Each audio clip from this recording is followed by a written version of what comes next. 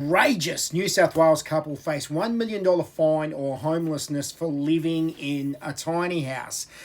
Gentlemen, this is Democracy Manifest. And they're living in a tiny house because they can't find a fucking home anywhere. They're facing homelessness and $1 million fine after being ordered by local council to move out of the tiny home that they built. And according to New South Wales environmental and planning laws, you cannot live in a tiny home longer than 21 days without having a building approval for it. Have a look at the headlock here. See that chap over there? Get your hand off my piece! This, ladies and gentlemen, is Democracy Manifest. Councils evicting people from homemade dwellings in the middle of a housing crisis. That, my friends, is Democracy Manifest, because nothing says serving the people like sending rangers, cops, and a bloke with a clipboard to rip down your homemade palace while charging you $10,000 a day for a non-compliant structure. Never mind the housing shortage, never mind the rents through the roof. The real threat here is the fact that your milk crate lounge might be set up incorrectly in your illegal dwelling.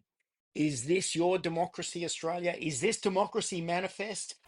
The council in question here would rather see you homeless, living on the street, or living in your car in a car park near the beach somewhere or on the side of a road than live in a dwelling that you made with your own two hands that doesn't have a building approval on it. And that's because they love revenue from building approvals.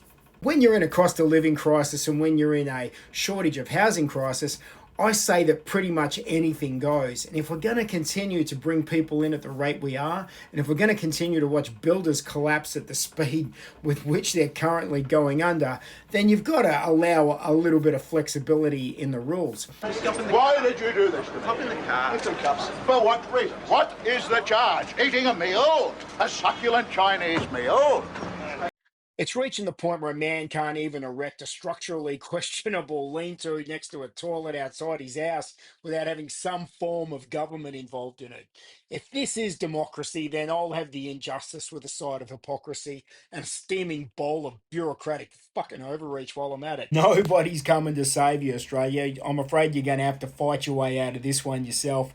And when the rangers, the cops, and the bloke with the clipboard from council turn up to kick you out of your home, you want to hope that you got good friends and neighbours that are going to turn up and back you up as well. Because I reckon you're going to need it, and those days are coming. Your hands off there. No, we've only got one. Ta-ta and farewell. So I guess getting in the car.